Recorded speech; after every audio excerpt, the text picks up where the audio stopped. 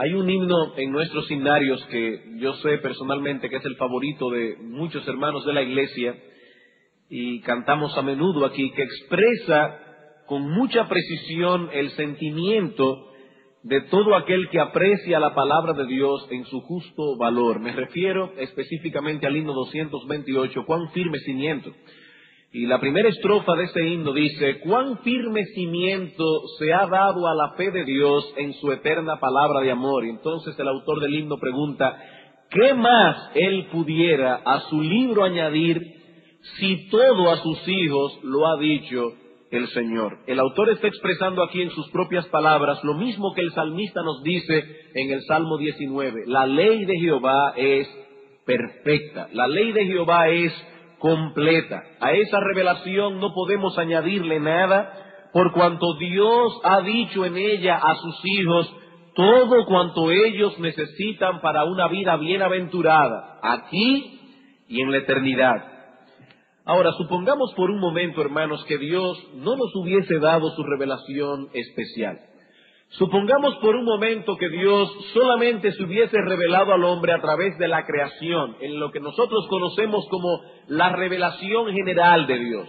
A través de esa revelación nosotros conoceríamos algunas cosas de Dios. Por ejemplo, dice Romanos capítulo 1 que conoceríamos su poder y su deidad, pero muchas cosas vitales de Dios y de su voluntad nosotros las ignoraríamos. Y vivir en este mundo sin esa revelación especial sería como tratar de guiar un auto en una ciudad que no conocemos y que no tiene letreros en las calles. No sabríamos cuáles son las calles de una vía, no sabríamos cuáles son de dos vías, no sabríamos cuándo podemos avanzar y cuándo debemos detenernos. No tendríamos idea de dónde podríamos parquear el carro y de dónde no podríamos hacerlo. Sería sencillamente un caos total, un caos completo. Y eso es lo mismo que nos ocurriría si careciéramos de una revelación especial de Dios. Nuestra vida sería un verdadero caos. No sabríamos cuál camino seguir y cuál camino evitar. Y lo mismo que le ocurriría a un conductor que se encontrara en la situación que hemos descrito anteriormente, nos ocurriría a nosotros. Seguramente tendríamos accidente casi todos los días por estar transitando por vía contraria. Pero lo cierto es, hermanos, que Dios no nos ha dejado en oscuridad. A través de su palabra nosotros podemos saber con toda certeza cuál es el camino por donde debemos ir, cuáles son los caminos que debemos evitar. No existe un solo aspecto de nuestras vidas en los que necesitemos dirección que Dios no lo haya tocado en su palabra, directa o indirectamente, por precepto o por ejemplo. No existe ningún área de nuestra vida que Dios no la haya tocado en su palabra. Y es esta convicción la que nos permite venir delante de ustedes en esta mañana para estudiar lo que Dios tiene que decirnos acerca de la crianza de nuestros hijos. En este asunto no debemos ponernos a inventar, porque si lo hacemos incorrectamente no podremos intentarlo de nuevo. Padres que me escuchan en esta mañana, nosotros no podemos inventar en la crianza de nuestros hijos. Si lo hacemos mal, ya no tendremos otra oportunidad. Ya no podremos intentarlo otra vez. Y cuando nuestros hijos alcancen la edad adulta, no podremos regresarlos otra vez a la niñez para empezar de nuevo. Pero repito que Dios no nos ha dejado en oscuridad con respecto a estas cosas. Él nos ha revelado cuáles son las cosas que debemos hacer, cuáles son las cosas que debemos evitar. Él nos ha revelado cuál es la meta que debemos tratar de alcanzar. Él nos ha revelado cuál es la manera en que podemos alcanzar esa meta. Pero si nosotros ignoramos esta revelación o simplemente decidimos no hacerle caso, tarde o temprano tendremos un accidente por estar transitando en vía contraria. No se puede. Si usted toma de aquí al Cibao en vía contraria, puede ser que llegue 1 kilómetro, 2 kilómetros, hasta 3 kilómetros sin tener un accidente. Y eso con mucha suerte. Pero tarde o temprano usted tendrá un problema porque está transitando en vía contraria. Así que si de veras amamos a nuestros hijos, debemos detenernos a considerar lo que la Escritura tiene que decirnos acerca de cómo podemos moldear el carácter de ellos conforme a la voluntad de Dios. En los primeros 4 sermones nos dedicamos a colocar el fundamento sobre el cual nosotros vamos a construir todo este edificio. Ese fundamento consta de 3 presuposiciones básicas. ¿Cuáles son estas 3 presuposiciones básicas o fundamentales? Primero, nuestros hijos necesitan desesperadamente ser moldeados en su carácter. En ellos mora el pecado y si no nos dedicamos a moldear el carácter, tenderán naturalmente hacia lo malo, no hacia la virtud. En segundo lugar, veíamos que es nuestra responsabilidad como padres moldear el carácter de nuestros hijos. Y en tercer lugar, que en esa tarea nuestro ejemplo como padres es vital. Nuestro ejemplo delante de nuestros hijos nos ayudará a establecer los principios que estamos enseñando o los destruirá.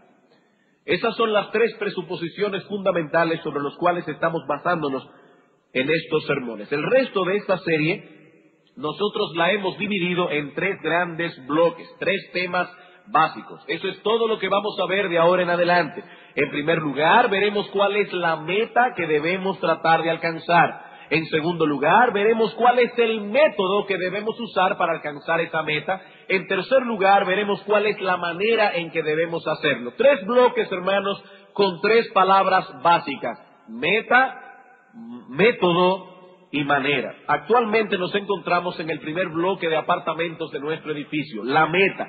¿Cuál es la meta que debemos tratar de alcanzar en la crianza de nuestros hijos? Hermanos, recuerden que si no tenemos una meta clara, una meta claramente establecida acerca de lo que queremos lograr con nuestros hijos, ¿a dónde llegaremos? A ningún lado. No llegaremos a ningún lado. El que sale hacia ninguna parte puede caminar con paso firme y decidido, pero al final llegará a ninguna parte. Tenemos que tener metas claras establecidas en nuestras mentes. ¿Qué es lo que nosotros queremos lograr con nuestros hijos? ¿Hacia dónde queremos llevarlos? Y en nuestro estudio anterior dijimos que nuestra meta más amplia, la más general de todas, es la de lograr que cada uno de nuestros hijos llegue a ser un buen ciudadano de 2 reinos. ¿Cuál es la meta general que debemos tratar de lograr? Que cada uno de nuestros hijos llegue a ser un buen ciudadano de 2 reinos. Por un lado, él debe llegar a ser un buen ciudadano de la nación en que les ha tocado vivir. En segundo lugar, debe ser un buen ciudadano del reino de Dios. Esa es la meta general que debemos tratar de alcanzar, y para lograr esto es imprescindible que nos dediquemos a moldear el carácter de ellos. No se puede ser un buen ciudadano de ninguno de los 2 reinos si no tenemos un buen corazón y si no tenemos un buen carácter. El domingo pasado dijimos que para lograr esto, lo primero que debíamos hacer era ayudar a nuestros hijos a colocar su yo en su justo lugar. Lo primero que debíamos tratar de hacer era cultivar en nuestros hijos un saludable entendimiento de sí mismos. ¿Y qué incluye este saludable entendimiento de sí mismos? 3 cosas. Ellos necesitan poseer una imagen correcta de sí mismos. En segundo lugar, necesitan tener una correcta evaluación de sí mismos. Y en tercer lugar, ellos necesitan la capacidad de expresarse apropiadamente como varones y como hembras. Nosotros tenemos hijos e hijas, y debemos ayudar a nuestros hijos a expresar su masculinidad, debemos ayudar a nuestras hijas a expresar apropiadamente su femineidad. En el estudio de hoy pasaremos a considerar otro aspecto. Si queremos que nuestros hijos sean buenos ciudadanos de esos 2 reinos, no solamente debemos tratar de que ellos coloquen el yo en su justo lugar, sino que también debemos tratar de cultivar en ellos un carácter piadoso. Debemos trabajar, debemos esforzarnos por cultivar en ellos un carácter piadoso en la vida de cada uno de ellos. ¿Y eso qué significa en un sentido práctico? que debemos ayudar a nuestros hijos a cultivar el dominio propio, que debemos ayudarles a cultivar la honestidad, que debemos ayudarlos a ser hombres y mujeres íntegros de corazón, que debemos ayudarlos a cultivar la pureza, que debemos ayudarles a cultivar la honestidad, la diligencia, etcétera. Son estas cosas que nosotros debemos tratar de alcanzar en cada uno de nuestros hijos. Esa es la meta específica hacia la cual debemos dirigirnos. Y lo que vamos a hacer en este día, completo, tanto en la mañana como en la tarde, es enfocar la base de esa vida piadosa. Los próximos domingos vamos a comenzar a ver cómo se cultiva el dominio propio en nuestros hijos, cómo se cultiva la pureza, la diligencia, etcétera. Pero no podemos comenzar a tocar el fruto si no nos vamos a la raíz. Alguien ilustraba esto con la figura de un árbol. Nosotros vemos un árbol que tiene un tronco fuerte, tiene hojas y frutos saludables, y no tenemos que ser biólogos para saber que ese árbol debe tener también raíces fuertes y saludables. Un árbol no puede crecer fuerte y saludable si no posee raíces fuertes y saludables. Y eso es lo mismo que ocurre con la piedad. Si queremos que nuestros hijos puedan cultivar todas esas cosas que hemos mencionado, dominio propio, pureza, integridad, etcétera, debemos saber que ese carácter solo puede ser desarrollado en el contexto de una base sólida. Ahora bien, ¿cuál es esa base? Esa base consta de 3 elementos que encontramos en Proverbios, capítulo 1, versículos 7 al 10, que es el texto que vamos a estar estudiando todo el día de hoy. Proverbios, capítulo 1, versículos 7 al 10. Debemos recordar que el propósito central de este libro es instruir a los jóvenes en la sabiduría. Esa sabiduría que se manifiesta a través de una vida piadosa, de un patrón de conducta piadoso. Ese es el tema de Proverbios. ¿Y cuál es el consejo introductorio que da Salomón a los jóvenes para que puedan alcanzar esa sabiduría? Para que puedan alcanzar en su vida ese carácter piadoso. 3 cosas, versículos 7 al 10. El principio de la sabiduría es el temor de Jehová. Los insensatos desprecian la sabiduría y la enseñanza. Oye, hijo mío, la instrucción de tu padre y no desprecies la dirección de tu madre, porque adorno de gracia serán a tu cabeza y collares a tu cuello. Hijo mío, si los pecadores te quisieren engañar, no consientas. En un sermón anterior nosotros vimos estos elementos, pero solo los mencionamos brevemente. Hoy vamos a desarrollarlos cada uno con más amplitud. De acuerdo con este texto, hermanos, hay 3 elementos claves que conforman la base de una vida piadosa. ¿Cuáles son esos 3 elementos? Versículo 7, el temor de Dios. Versículos 8 y 9, respecto a la autoridad y dirección paterna. Versículo 10, cuidado con las malas compañías. He ahí los 3 elementos básicos, 3 elementos indispensables sin los cuales no podremos construir una vida piadosa. Si eliminamos cualquiera de esos 3 elementos, ya no podremos avanzar en el carácter de nuestros hijos, ni en el carácter de nadie. Estos 3 elementos son indispensables para todo el mundo que quiera desarrollar la piedad. ¿Cuáles son? En primer lugar, el temor de Jehová. En segundo lugar, respeto a la autoridad y dirección paterna. Tercero, cuidado con las malas compañías.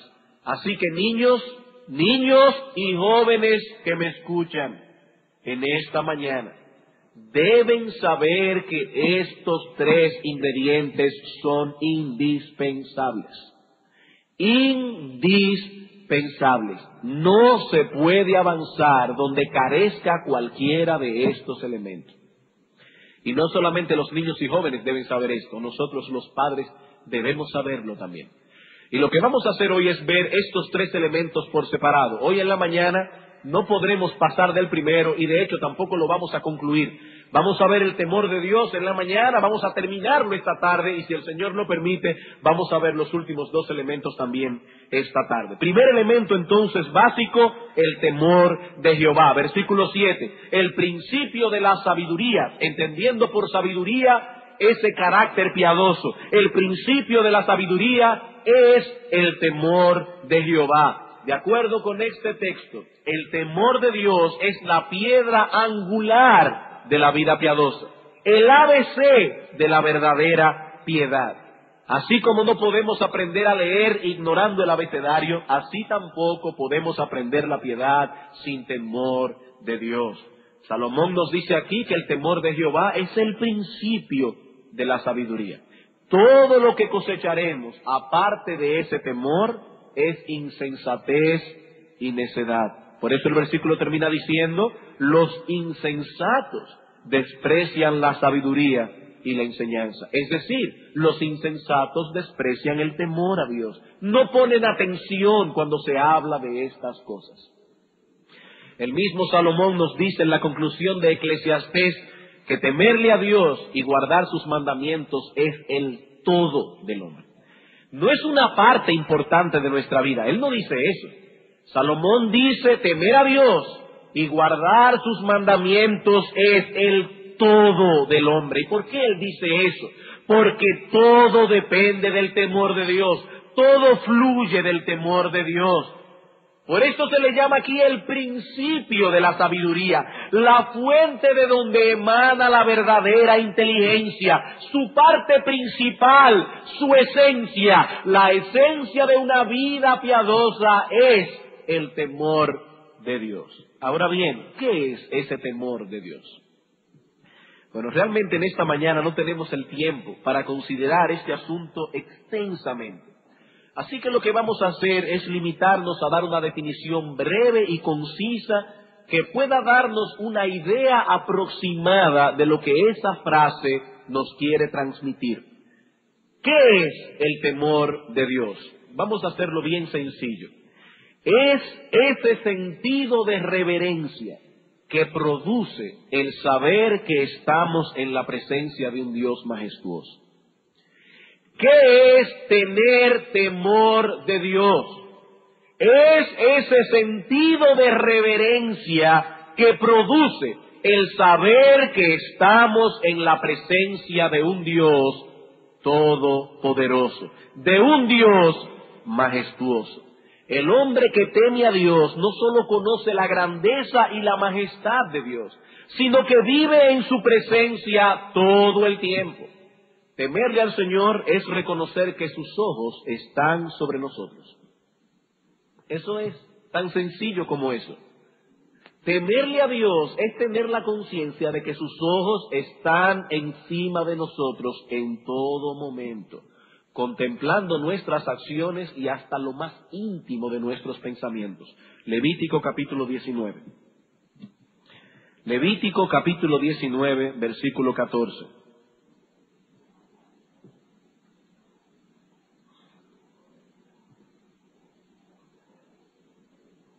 No maldecirás al sordo y delante del ciego no pondrás tropiezo, sino que tendrás temor de tu Dios.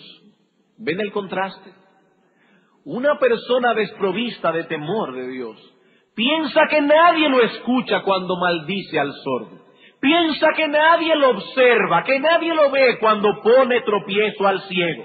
Este hombre no está consciente de que los ojos de Dios están sobre él, de que no existe ningún lugar en este planeta donde podamos huir de su presencia. Eso fue lo que entendió David cuando dice en el Salmo 139, ¿a dónde me iré de tu espíritu? ¿A dónde huiré de tu presencia? Si subiere a los cielos, allí estás tú. Y si en el Seol hiciere mi estrado, he aquí, allí tú estás. Si tomare las alas del alba y habitar en el extremo del mar, aún allí me guiará tu mano y me asirá tu diestra. Hermanos, no existe un solo lugar en este planeta donde podamos huir del ojo de Dios. No existe ese lugar. Dios ve, Dios escucha, todas las cosas están desnudas y abiertas delante de Él. Y tener temor de Dios es vivir con la conciencia de esta verdad todo el tiempo. No importa dónde estemos. Niños, aunque estemos delante de nuestros padres, aunque estemos lejos de ellos, no importa dónde estemos, tener temor de Dios es saber que no podemos escapar de los ojos de Dios, que Él no solamente ve nuestras acciones, que Dios puede leer, niños, tus pensamientos. Tú que estás aquí sentado en esta mañana, Dios está leyendo tus pensamientos, Dios está viendo dentro de tu corazón. Quizás tus ojos están directamente fijos en el predicador y tu padre piensa que estás atento y tú estás pensando en otra cosa. Puedes engañar a tu padre, pero no puedes engañar a Dios. No puedes engañar a Dios. Dios te está viendo. Dios está viendo tus pensamientos. Dios puede leer dentro de ti. Eso es tener temor de Dios. Es tener la conciencia de esa verdad y vivir con esa conciencia todo el tiempo. Todo el tiempo. Pero hay algo más. Hay algo más. Tener temor de Dios es estar conscientes de que somos responsables ante ese Dios. De que somos responsables ante ese Dios. Que Él no solo es nuestro creador, sino que también algún día será nuestro juez. Que algún día compareceremos ante su presencia para rendirle cuentas de todos nuestros hechos. Ese Dios ha de juzgarnos algún día y tendremos que dar cuenta por nuestras palabras, tendremos que dar cuenta por nuestras acciones, por lo más íntimo de nuestros pensamientos, por nuestras intenciones, por todo. Somos responsables ante ese Dios. Él tiene derecho sobre nuestras vidas porque Él es Dios, porque Él es nuestro creador, porque le pertenecemos a Él. Pero no solo esto, hay algo más. Tener temor de Dios incluye también la idea de fidelidad. Tener temor de Dios incluye la idea de fidelidad a ese Dios y no a ninguna otra criatura. Eso significa que ese Dios ha de ser el objeto supremo de nuestro amor, de nuestra confianza, de nuestra obediencia, de nuestra adoración. Así que si quieren saber lo que es el temor de Dios, he ahí 3 palabras claves: presencia, responsabilidad y fidelidad. Estamos en su presencia todo el tiempo, somos responsables ante Él porque algún día nos juzgará y debemos ser fieles a Él. Él debe ser el objeto supremo de nuestro amor, de nuestra confianza, de nuestra obediencia, de nuestra adoración. Ahora bien, ¿cómo se manifiesta en una forma práctica ese temor de Dios? Porque algunas personas pueden decir, yo tengo un temor enorme de Dios. ¿Cómo se manifiesta eso en una forma práctica y tangible? Se manifiesta en un esfuerzo consciente de regular todas las áreas de nuestra vida en el marco de su voluntad revelada. Se manifiesta en un esfuerzo consciente de regular todas las áreas de nuestra vida, no solo aquellas áreas que nosotros llamamos religiosas. Todas las áreas de nuestra vida. El hombre que teme a Dios tiembla ante su palabra, sabe que está delante de un documento sagrado, sabe que está delante del decreto del Dios Todopoderoso, Creador del cielo y de la tierra, soberano gobernante del universo. Por eso dice Isaías 66:2, mi mano hizo todas estas cosas, y así todas estas cosas fueron, dice Jehová, pero miraré a aquel que es pobre y humilde de espíritu y que tiembla a mi palabra. Es un hombre que toma la palabra de Dios en serio. Es un hombre que comprende que la palabra de Dios es relevante en todas las áreas de su vida. Por ello procura conscientemente en sus acciones, en su estilo de vida, en sus anhelos más profundos, en las decisiones que toma, que sean reguladas por la palabra de Dios. Eso es tener temor de Dios. Y es ese temor la base de la verdadera piedad. Aparte de ese temor es imposible que podamos desarrollar un carácter piadoso. Dice Salomón, ese temor de Dios es el principio de la sabiduría, la esencia misma de la piedad. El hombre que teme a Dios vive en su presencia y su más ferviente anhelo es que la palabra de Dios regule todos los aspectos de su vida, todos los días de su existencia. Este hombre procura glorificar a Dios, como dice Pablo en 1 Corintios, hasta en el comer y en el beber. Si pues coméis o bebéis o hacéis cualquier otra cosa, hacedlo todo para la gloria de Dios. Vamos a ver un ejemplo de esto en la vida de Nehemías. Nehemías capítulo 5. Nehemías capítulo 5, versículo 15. Cuando Nehemías llegó a Jerusalén se encontró con una situación deplorable. Los primeros gobernantes que había tenido el pueblo se habían enseñoreado de la nación. Y dice él ahora en el versículo 15, pero los primeros gobernadores que fueron antes de mí abrumaron al pueblo y tomaron de ellos por el pan y por el vino más de 40 siclos de plata, y aún sus criados se enseñoreaban del pueblo. Pero yo no hice así a causa del temor de Dios. Yo no hice así a causa del temor de Dios. Un hombre, una mujer que teme a Dios es distinto a los demás. Él no toma decisiones como las otras personas toman decisiones. Él no anhela lo que las otras personas anhelan. Este hombre no trata a su esposa como los otros hombres tratan a su esposa. Esta mujer no trata a su marido como las otras mujeres tratan a su marido. Dice Nehemías, yo no hice así, no porque yo era más educado, no porque yo era más inteligente. Yo no hice así porque yo tenía temor de Dios. Y hermanos, eso hace una gran diferencia en la vida de un hombre, en la vida de una mujer. La religión de este hombre no se circunscribe a los domingos o al tiempo devocional. Su religiosidad se manifiesta en las tomas de decisiones, en la forma en que invierte su dinero, en la forma en que invierte su tiempo, cuando está en el trabajo, cuando está en el campo de deportes, cuando mira la televisión. Los ojos de Dios están encima de él todo el tiempo. Hermanos, eso es tener temor de Dios. Y ese temor no tiene límites, no se limita a un área de nuestra vida, no se limita a una parte de nuestro tiempo. Todo el tiempo, todo el tiempo. Eso es tener temor de Dios. Y dice Salomón, este es el fundamento de una vida piadosa. Hermano, hermana, ¿tú vives consciente de que los ojos de Dios están encima de ti?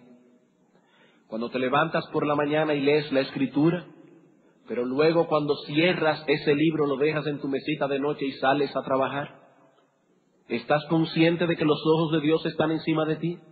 ¿En la forma en que tú inviertes tu dinero? ¿En la ropa que te compras? ¿En la ropa que te pones? Hermana, cuando vas a salir de tu casa, ¿te preguntas conscientemente si a Dios le agrada la forma en que estás vestida? Eso es tener temor de Dios. Si no lo haces conscientemente, hermana, es porque no te preocupa eso. No te preocupa. Tú te preguntas eso a menudo. En la forma en que tú inviertes tu tiempo, con los amigos con quienes te juntas, cuando estás viendo un programa de televisión, tú te preguntas eso, si Dios está agradado contigo. Eso es tener temor de Dios. Y es ese temor de Dios el que necesitan nuestros hijos para que puedan desarrollar un patrón de conducta piadoso. La pregunta que algunos padres pueden hacerse hoy es, ¿y cómo puedo yo cultivar en el corazón de mis hijos ese temor de Dios?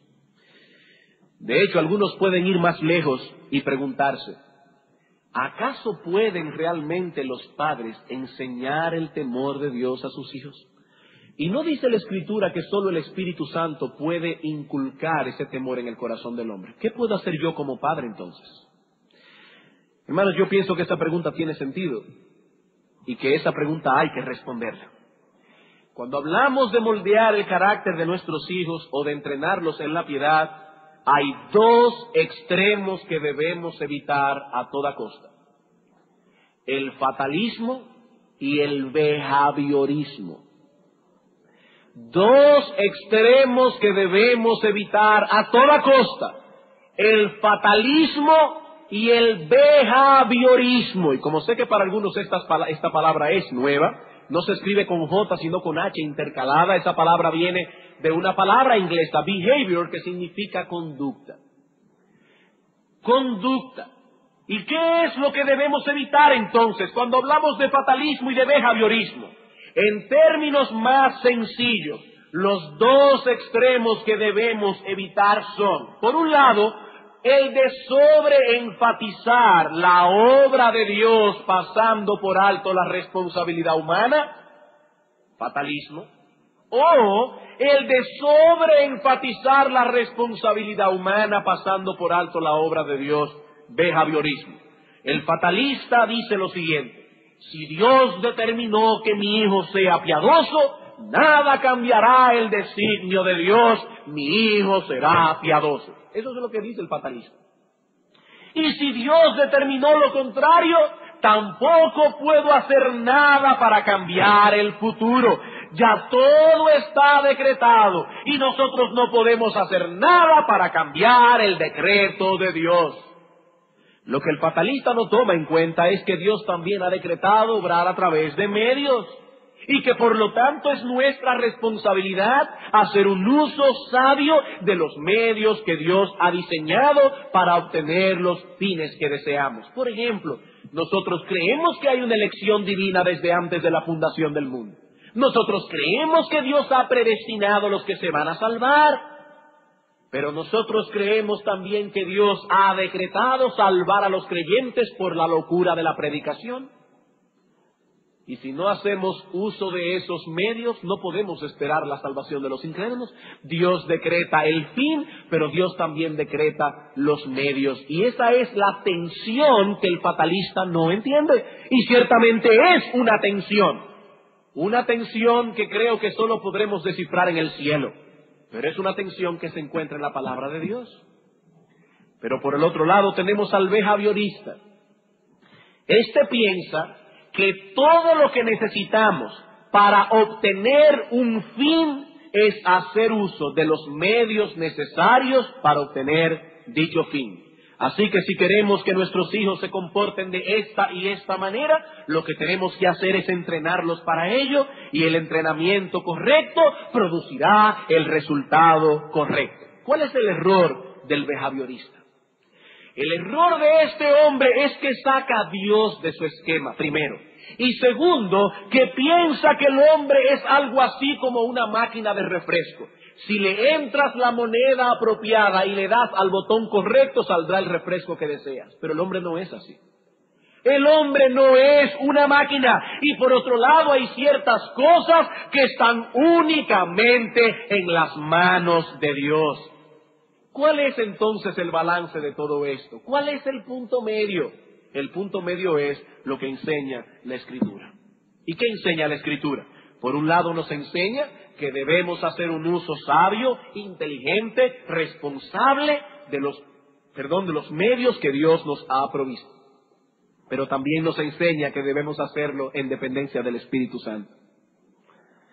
El fatalista y el behaviorista dicen, no, una cosa o la otra. La Escritura dice, no, una cosa y la otra. Ambas son necesarias. Esa es la tensión de la Escritura. Debemos obrar, debemos orar. Es solo una vez de más, pero muy importante.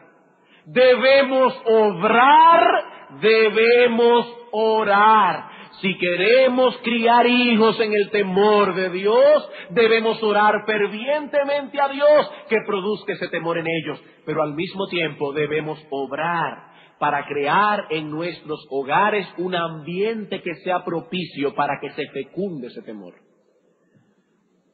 Volvamos a la pregunta ahora. ¿Y qué podemos hacer para crear ese ambiente?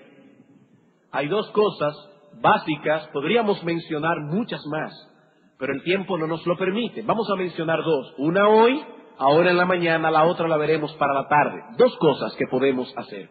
La primera es debemos enseñar a nuestros hijos nociones correctas y nociones balanceadas acerca de Dios. ¿Qué es lo primero que debemos hacer? Debemos enseñar a nuestros hijos nociones correctas y balanceadas acerca de Dios. Noten que hemos usado dos términos aquí. No solo debemos enseñar a nuestros hijos nociones correctas acerca de Dios, sino también balanceadas. El Dios que se nos revela en la Escritura es perfecto. Todos sus atributos se encuentran en un perfecto balance. Su amor no está por encima de su santidad. Su santidad no está por encima de su justicia. Su justicia no está por encima de su amor. Nuestro Dios es un Dios balanceado. Así que no basta con enseñar parte de esa verdad, sino que tenemos que enseñar toda la verdad para poder proveer a nuestros hijos nociones balanceadas. Cuando usted le dice a su hijo que Dios es amor, usted le está enseñando una noción correcta, porque ciertamente Dios es infinitamente amoroso. Todo el ser de Dios está configurado de amor. Dios no tiene que hacer un esfuerzo para amar. Él es esencialmente amor. Pero ese amor de Dios no atenta contra su rectitud. Como decíamos hace un momento, aquí tampoco es una cosa o la otra, es una cosa y la otra. Si hacemos un sobreénfasis en el amor de Dios, podremos presentar a nuestros hijos la imagen de un Dios débil y bonachón, más digno de lástima que de temor. Hay que tener cuidado. Hay que tener cuidado, no podemos sobreenfatizar una verdad en desmedro de otra. Si sobreenfatizamos todo el tiempo el amor de Dios, estamos presentando a nuestros hijos la imagen de un Dios débil y bonachón, más digno de lástima que de temor. Pero por el otro lado, si hacemos un sobreénfasis en la rectitud de Dios, en la justicia de Dios, la imagen que estamos transmitiéndoles es la de un Dios frío e inmisericordia, un Dios implacable que nos está vigilando atentamente con un látigo en la mano. Y esa es una imagen distorsionada de Dios, porque Dios no es así.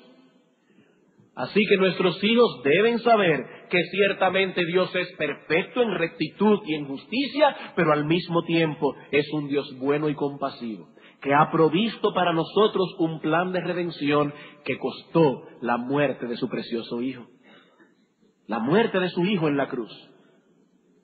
Nuestros hijos deben saber que Dios no pasa por alto el pecado, pero que también ha provisto un manantial inagotable de perdón en Cristo, para todos aquellos que se acerquen a Él en arrepentimiento y fe.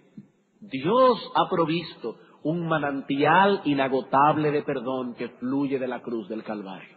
Una sangre que limpia todos los pecados de aquellos que se acercan a Cristo en arrepentimiento y fe. Algunos padres cometen el error de pensar que sus hijos son muy pequeños para oír hablar de estas cosas. Sin embargo, son esos mismos padres que ponen reglas a sus niños y les pegan cuando sus niños las violan. Pero usted está diciendo que eso es incorrecto. No, por favor, nunca piensen algo así. Yo no estoy diciendo que es incorrecto ponerles reglas a los niños. Yo no estoy diciendo que es incorrecto pegarles cuando ellos violen esas reglas.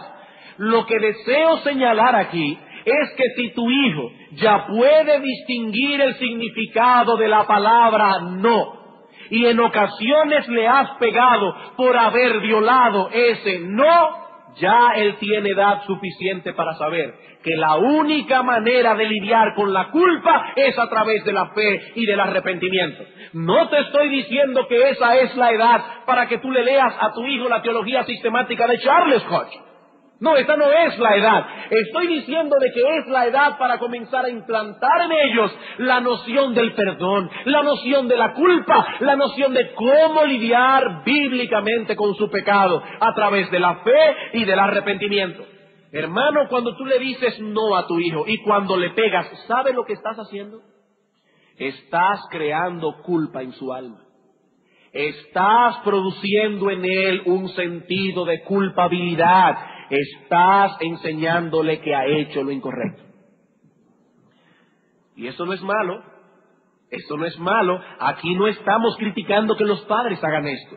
Lo que estamos diciendo es que no debemos levantar en ellos ese sentido de culpabilidad sin llevarlos al mismo tiempo a encontrar el alivio. Hermanos, no debemos hacer eso.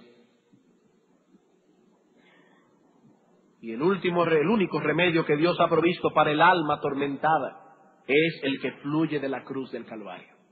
Hermanos, es necesario que enseñemos estas cosas a nuestros niños, cada cual, por supuesto, en el nivel de madurez en que está, pero debemos enseñárselas. Ellos deben saber que cuando se airaron con su hermanito, le hablaron con aspereza y hasta llegaron a golpear a su hermanito. Ellos deben saber que han pecado contra su hermano, pero que también han pecado contra Dios. Ellos deben saber que necesitan una doble reconciliación, vertical y horizontal. ¿Qué debe hacer la madre en ese caso? Tomamos al niño aparte, conversamos con él hasta que comprenda lo que ha hecho mal. Mi amor, ¿qué fue lo que tú hiciste mal? De paso, nunca le pregunten a un niño por qué lo hiciste. Esa no es la pregunta. A los niños no se le pregunta por qué, porque le estás dando lugar para que se justifiquen. La pregunta es ¿qué? ¿Qué fue lo que hiciste? Le hablé mal a mi hermanito. ¿Y qué más? Lo golpeé. ¿Estuvo eso bien hecho? No, no estuvo bien hecho. ¿Qué debe hacer papi entonces? Pegarme. Entonces usted toma al niño, lo castiga físicamente y lo deja tranquilo un rato. Lo deja tranquilo un rato para que él reflexione. Recuerde que usted le acaba de pegar una pela, su corazón está agitado. Permita que él se tranquilice por un momento. Y luego que haya pasado un rato, vuelva a conversar con él. Y entonces dígale, mi amor, tú tienes ahora que pedirle perdón a Dios y debes pedirle perdón a tu hermano. No se lo pida de una vez porque su corazón está agitado. Y ayude a su hijo a orar para que pida perdón a Dios. Y luego lo lleva delante de su hermano para que le pida perdón. Ah, pero si mi niño hace eso, significa que ya él es creyente. No, yo no estoy diciendo eso. Yo no estoy diciendo eso. No podemos saber si él es creyente o no. Tenemos que dejar que el tiempo pase y el tiempo nos dirá si es creyente o no. Pero estamos preparando a ese niño para aprender a lidiar correctamente con su pecado. Sea creyente o no, él ha ofendido a Dios y por lo tanto debe pedirle perdón a Dios. Dios manda a todos los hombres en todo lugar que se arrepientan. El asunto aquí no es si es creyente o no es creyente. Es que él ha violentado el ser de Dios y debe pedirle perdón. Debe aprender a lidiar con su problema verticalmente y horizontalmente. Cuando la madre hace eso, ese niño ha sentido el peso de su culpabilidad ante Dios y ante los hombres, pero al mismo tiempo encontró alivio en ambas relaciones, la vertical y la horizontal. Alguien ha dicho muy acertadamente, es cruel, escuchen esto, padres, es cruel golpear el alma de un niño con acusaciones, golpear su cuerpo con la vara sin darle ninguna directriz bíblica para encontrar alivio. Eso es cruel. Y sigue diciendo este autor, si usted hace eso, está creando una bomba de tiempo, una bomba de culpa, y esa bomba le va a explotar un día en su cara. Hermano, si tu niño es tan grande como para que sepa lo que significa la palabra no, ya tú has creado culpa en su corazón y debes ayudarlo para que aprenda a lidiar bíblicamente con esa culpa. Debes ayudarlo. Hermanos, hay hogares donde penosamente se respira un ambiente de culpabilidad. Se respira un ambiente de culpabilidad. porque no se ha enseñado a los niños a lidiar bíblicamente con su pecado. Y cuando cometen un error a las 10 de la mañana, su madre está molesta todavía a las 4 de la tarde, se respira un ambiente de culpabilidad. Eso no es un hogar. Eso no es un hogar. La madre siempre parece estar molesta por algo. Los niños siempre sintiéndose culpables sin encontrar un alivio. Hermanos, eso es cruel. ¿Y saben lo que es peor de todo? Que esa es la imagen distorsionada que estamos enseñando a nuestros hijos acerca de quién es Dios. Un Dios que no puede ser aplacado con nada. Un Dios inmisericordia y cruel. ¿Sabe lo que pasará finalmente con esos niños? O terminan aplastados por la culpa, o terminan endurecidos en su pecado.